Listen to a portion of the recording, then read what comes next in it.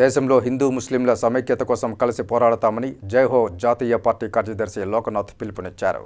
శనివారం ఉదయం తిరుపతి ప్రెస్ క్లబ్లో ఏర్పాటు చేసిన విలేకరుల సమావేశంలో ఆయన మాట్లాడారు. ఎందరో త్యాగం చేసి సంపాదించిన స్వాతంత్రాన్ని నేడు కొందరు స్వార్థపూరిత రాజకీయాలకు బలి చేస్తున్నారని ఆవేదన వ్యక్తం చేశారు. మతాల పేరుతో, కులాల పేరుతో సమైక్యతను వాడుకుంటున్నారే తప్ప నిజమైన సమైక్యత సాధించడంలో విఫలమవుతున్నారని ఆయన విమర్శించారు. జైహో సంస్థ హిందూ ముస్లిం సమైక్యత కోసం పోరాడుతుందని, అందుకు అందరూ కలిసి రావాలని ఆయన కోరారు. ఇందులో భాగంగానే ఈ నెల 30న తిరుపతి బాలాజీ కాలనీలోని అంబేద్కర్ భవన్లో సమావేశం ఏర్పాటు చేసినట్లు తెలిపారు. ఈ విలేకరుల సమావేశంలో శ్యామసుందరం, రజని, నాగరాజు, మహేష్ పాల్గొన్నారు. ఆ వీరులు కోరుకున్నటువంటి కోరిక ప్రకారం మా స్మృతి చిహ్నంగా మీరు విగ్రహాలు లేదా స్మృతి చిహ్నాలు ఏమి ఏర్పాటు చేయాల్సినటువంటి అవసరం లేదు.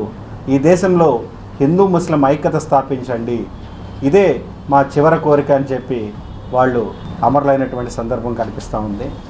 అయితే వాళ్ళు ఒకరు రాంప్రసాద్ బిస్మిల్లా, ఆయన హిందూ మతానికి చెందినటువంటి వ్యక్తి.